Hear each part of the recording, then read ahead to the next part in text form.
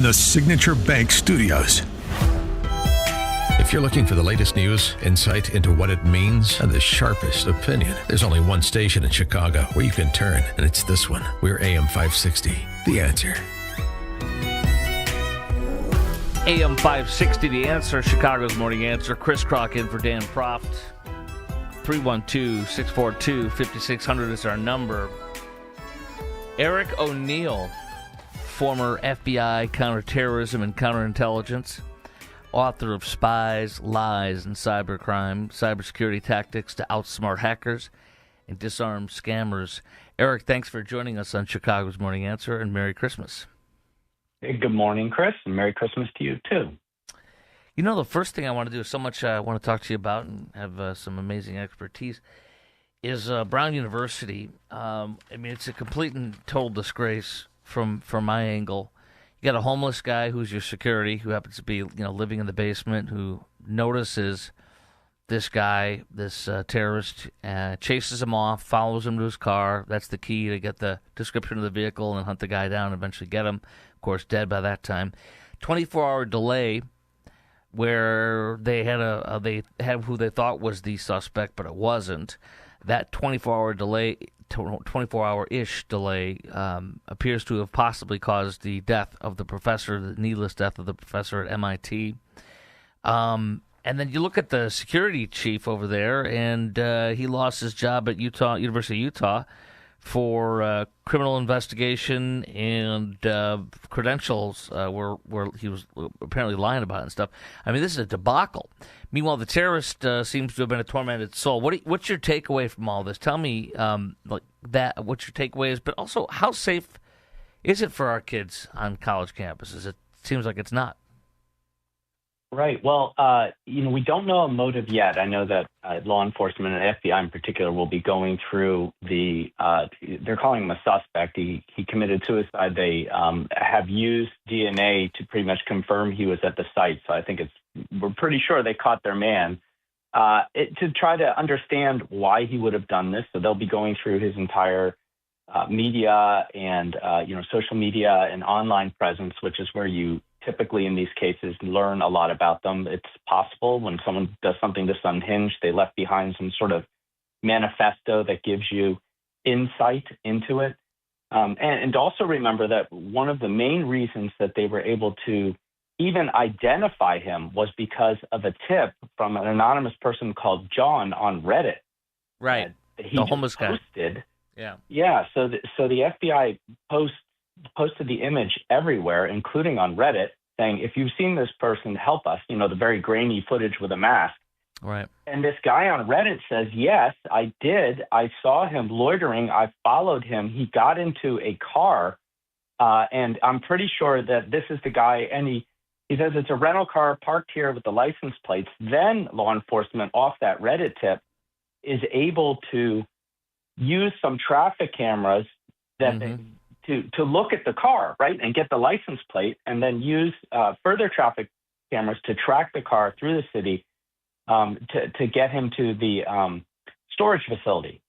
So it was, the very end of the day was a good tip, and then good police work, but leading up to it was a lot of frustration. Well, absolutely. So let me talk to you about this too. Venezuelan gang, because since you're a cybersecurity expert and all sorts of great stuff, Venezuelan gang stole $5.4 million by, quote, jackpotting ATMs across America, say the feds. At least 20 people with links to Tren de Aragua, TDA, stolen $5.4 million ATM hacking conspiracy sprawled across the U.S., including Chicago area. Dozens of so-called ATM jackpotting attacks, cyber-enabled bank theft in which thieves physically access ATM, install malware, force the machine to dispense cash without debiting consumer accounts or customer accounts. Anyway, used ATM special malware known as Plotus, installed in tiny single-board computers, and this is so wild. Are you surprised that they could do this, that it seems, quote-unquote, so easy? I'm not surprised. The combination of kinetic, which would be physical attacks, and cyber attacks is becoming more and more common. There, as part of the story also is using what's called cryptojacking. So for some reason, we have cryptocurrency ATMs all over the place. And what those allow you to do is put your physical money into the ATM, and then that converts it to cryptocurrency in your crypto wallet. It's a little bit of a complicated procedure. You have to know the special code for your crypto wallet. But what a lot of criminals do, including Venezuelans, is they'll exploit and coerce somebody, thinking that they're paying a important bill or that they're going to be fined, and this is the only way to get the bill paid quickly, to go to these crypto ATMs and deposit their money. And it's a pretty outrageous crime. They use a lot of coercion and a lot of fear and urgency. So I don't think there's any reason to have these crypto ATMs anywhere. They seem to just allow this kind of fraud. And in Venezuela, as soon as we show that there are cyber criminals doing these sort of things, then it behooves the U.S. government to take action. So this might be totally unrelated, but you still, I'm sure, know a lot about this. How about people that hook up things to at the gas station, the magnetic swipes for our credit cards? Tell me about that. Certainly. So that's called skimming. And what they do is, when you take your card and use the strip to either swipe it or push it into the reader and pull it out, right? Yeah. It's reading that magnetic strip. And what attackers will do, what criminals will do, is they'll take a physical reader that they glue right over the legitimate reader. So when you shove your card in, you're pushing it past their reader into the gas station reader, and they're copying your credit card. And then what they do is they clone your credit card, and they use it all over. And until you get your next bill, you don't know that they've just been using your card for fraud. So what I do at gas stations, yes, okay, right? Mm-hmm. Yeah, this is where I want to hear, right here. Pay, yeah. Right. So if you can't tap to pay, which a lot of gas stations are going to avoid this, it's always safer to use your chip and tap to pay. Always use a credit card, not a debit card. If it is one of the slots where you slide your credit card, grab it and shake it, right? Yes. And if it pulls off, you're going to see a very angry cyber criminal sitting in a car, watching their expensive piece of technology. That's funny. Okay, Volt Typhoon, which is the you'll have a better description than I can even imagine. But Volt Typhoon is malware or whatever. They hack into our grid, our water supply stuff, and they're able to control the Chinese Communist Party. Tell me about how bad Volt Typhoon is, and it's still in our system, is my understanding. Yeah, so I actually spend a chapter in my book, in Spies, Lies, and Cybercrime, on this, in the chapter on destruction. Volt Typhoon, Salt Typhoon, and a Russian cybercrime group called Sandworm are all critical infrastructure attack groups. So what they're doing is they're finding ways to get into U.S. critical infrastructure. And my theory is that the reason they're doing it is as precursor attacks. They want to see how deep they can get and how long they can do what we call maintain persistence, stay in our systems for a future war. And so Volt Typhoon is attacking our energy grid and our water grid, two of the most important critical infrastructures for health. If those go down for significant periods of time, people start to die in the United States. Salt Typhoon, which the FBI still hasn't been able to kick them out, was able to use law enforcement backdoors to get into the majority of our telephone systems. So this is why the FBI put out an alert saying, if you're using your phone and it's not an encrypted text or call, which means Apple to Apple, Android to Android, then the Chinese might be listening, and that is a little bit scary, especially since they haven't been able to kick them out yet. How bad is TikTok on your phone? I mean, I've been told it's a Chinese malware app. I've been told that they can tap into the camera, the microphone, or the voice recorder, anything in there. All your contacts. How bad is TikTok in that regard? For now, while the Chinese own it. Yeah, I talk about this in the book too, and this is one of those very controversial things because people really love their TikTok. But my advice has been to not have TikTok, and certainly don't install it on your phone. I don't let my kids, for example, my teenagers, use TikTok. The main reason is that it is a opportunity for Chinese intelligence to exploit us, learn about us, and collect all sorts of information on us. And people might say, "Well, I don't really care, if they watch my silly dance." But what they're actually doing is they're programming the algorithm to not give us things that make people happy, but actually make, especially our kids, depressed and uncertain about themselves, and that can cause cause a pretty problematic effect here in the United States. There is a sale that's being forced, and that is inching along. So maybe I'll revise my thoughts when it finally sells and it's in U.S. control and they change the algorithm. But right now, I think it's net dangerous. That and the other thing too, like with the sale, I read the Chinese are still going to own like 20% of it or something. I'm like, what the heck? But based on what you've read, you think it'll be okay once the sale goes through, if it goes through? Yeah, I've written about this. I have a weekly newsletter due, and I've been writing about TikTok, and as it's inching toward. And the hope there is that the algorithm is controlled by the United States. I think that China will take its algorithm and run. I don't think they want us to look at it. Because we'll be able to see how easily they've manipulated it. But whatever algorithm is used will be controlled by the United States, and hopefully won't send, if you're, for example, a teenage girl on TikTok, you're going to get punished with all sorts of things that make you depressed, that make you think about eating disorders, that make you think about, doing damaging things to yourself. And, that algorithm really needs to be changed. We're talking to Eric O'Neill, former FBI counterterrorism and counterintelligence, author of Spies, Lies, and Cybercrime, Cybersecurity Tactics to Outsmart Hackers and Disarm Scammers. How about this? I've been told that EVs can be hacked into by the Chinese, for example. I've been told also they can, the Chinese Communist Party can also hack into solar panels. What is the truth on those two?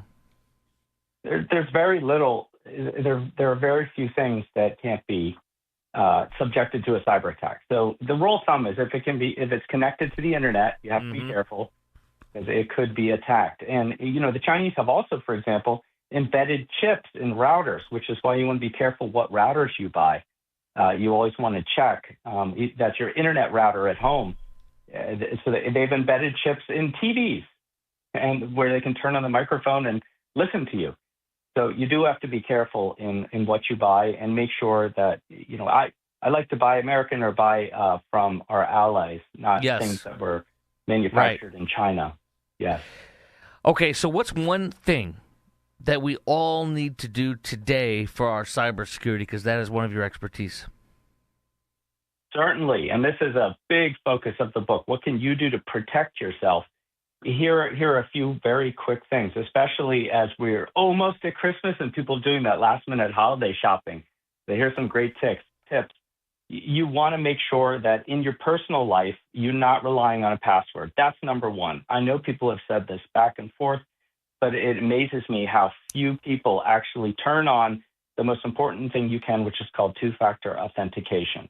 So if you don't know what that means, that is that text that you get to your phone or the Authenticator app you open every time you log into something. So your username, password, and then something else. You always want to have that second factor. The next thing is cyber criminals know that we're deploying cybersecurity, so they're attacking us, you and me. This is something that people miss. They're not trying to attack your computer. They're trying to attack you. So when you get that deal that looks too good to be true, when you've got someone calling you and they're pretending they're from the FBI, the IRS, your bank, and there's immense urgency, don't fall for it. Hang up and call whoever it is directly and a number that you know is real. Never, never, and never do something that someone's telling you to do off an unsolicited call, text, or email, because it's almost always a scam. And they always make it urgent. Now. They want you to, act. And that's another clue, right? When they're trying to rush you through it. The urgency stops you from thinking. Right. So, especially with elders, with, grandparents and Yep. parents, and I'm getting up there, make sure that they have a trusted friend. Kind of your most hard-nosed person that doesn't trust anything, that they can call before, they travel to the gas station with a cryptocurrency ATM and deposit all their money there. This is a crime that's happening all over. And AI, of course, is making cybercrime very easy for the criminals.